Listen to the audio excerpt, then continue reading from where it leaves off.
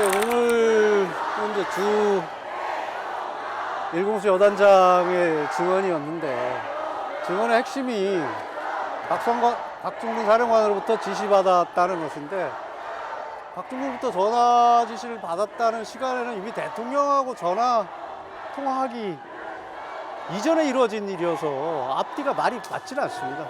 이게 뭐 증언 자체가 객관적 사실에서 맞지 않고 대통령과 통화하기 이전에 이미 박중근으로 지시를 받았다는 것이니까 이게 무슨 앞뒤가 맞지 않는다. 그 말씀밖에 드릴 게 없습니다. 그럼 의원 끌어내라 이런 지시는 뭐 아예 없었다는? 아니 없었다는 게 아니라 대통령의 지시를 받았다는 건데 대통령은 그 시간에 박중근 사령관하고 통화하기 이전이라는 얘기죠. 대통령이 이미 그때 박중근 사령관하고 통화를 한 적이 없어요. 시간상.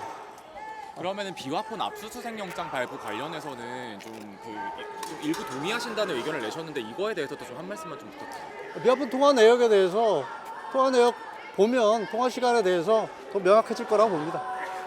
그 범위를 제한하셔야 된다 이런 취지로 좀 주장을 하셨는데 네. 그런 부분들이 좀 정확히 좀 어떤 부분들이 어떻게 좀 제한이 돼야 될까요? 그러니까 자료를 법원에 제출하는 것은 공소사실 입증과 관련된 부분이어서 공소사실과 직접 관련된 부분만 압수수색 영장 발부돼야 된다는 취지입니다.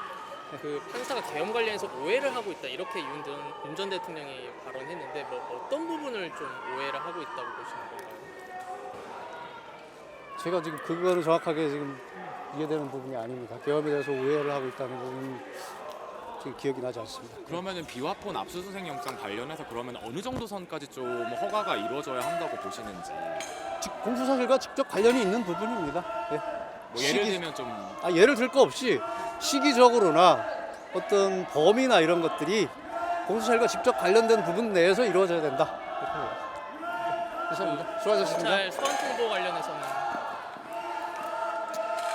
경찰 소환 통보 윤 전 대통령 소환 통보 관련해서는 이게 특수공무집행 방해 부분인데 그거는 범죄 사실이 성립될 수도 없고 이미 경찰 브리핑이 5일날 소환 통보를 했다는 것인데 그 소환장 송달된 날짜가 변호사실에 5월 5일입니다. 5월 5일이고 범죄가 성립될 수가 없는 부분에 대해서 지금 소환 통보를 하는 것입니다. 우선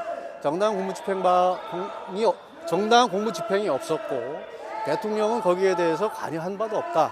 이것이 객관적인 사실인데 그런 사실을 가지고 좀 조사한다는 것은 성립될 수 없는 것이고 필요하다면 무슨 뭐가 궁금한지에 대해서 질문지 보내면 거기에서 답할 수 있다. 이 그러면 정도입니다. 뭐 출석을 하시거나 이럴 계획은